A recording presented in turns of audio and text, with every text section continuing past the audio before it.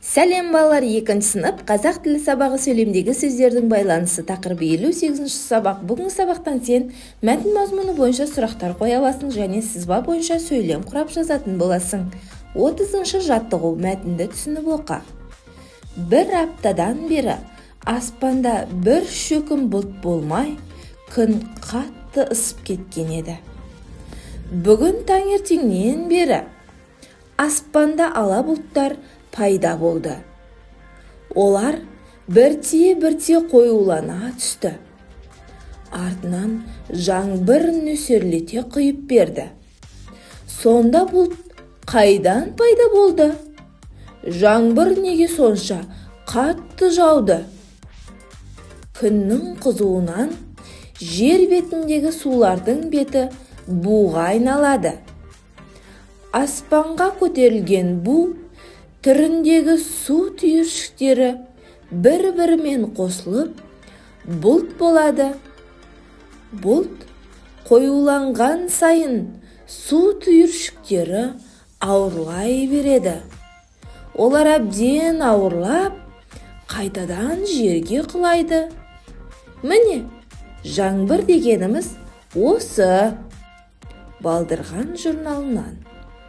Балалар, енді мәтінге байланысты тапсырма орындайық. Мәтін не туралы? Мәтін жаңбырдың қалай пайда болатыны туралы. Жаңбырдың қандай пайдасы бар?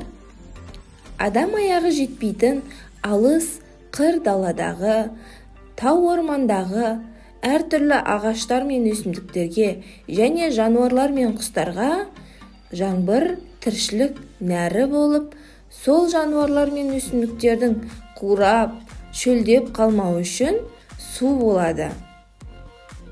Келесі тапсырма, мәтін мазмұны бойынша сұрақтар қой. Бұлт қалай пайда болады? Жаңбыр дегеніміз не? 31 жаттығу. Өлеңдегі сурет атауларын сөзбен жаз. Кейде мөлдір ауаны бұлт келіп жабады. Жаңбыр бұлттан тамады, қарда бұлттан жауады. 32 жаттығу. Сызбалар бойынша сөйлемдер құрап жаз. Бірінші сөйлем. Күн шығады. Күн не істейді? Күн шығады. Оспан мектептен келді.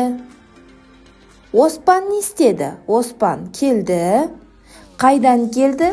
Мектептен келді. Үшінші сөйлем. Қызыл алма жедім. Қандай алма? Қызыл алма. Не жедім? Алма жедім. Шығармашылық үзіліс. 33 жаттығу. Өзен, көл туралы жұмбақ құрастырып көр. Ол үшін төмендегі жұмбақ құрастыру кестесін басшылыққа ал. Кестеге назар аударыңдар. Қандай? Әдемі. Не істеді? Сылдырап ағады. Өзіндей тағы не бар? Жылға. Көмекші сөздер емес. Келесі қатары. Қандай? Мөлдір. Не істейді? Балықтар жүзеді. Осындай тағы не бар? Аквариум бар. Көмекші сөздер емес. Ал балалар, бізде әдемі сылдырап ағады, жылға емес, мөлдір балықтар жүзеді, аквариум емес. Жұмбағы шықты. Бұл не? Бұл өзен. Жарайсыңдар балалар, өте жақсы. Бүгінгі сабақ түсінікті болса, видеоға лайк басыңдар және каналға тіркеліңдер.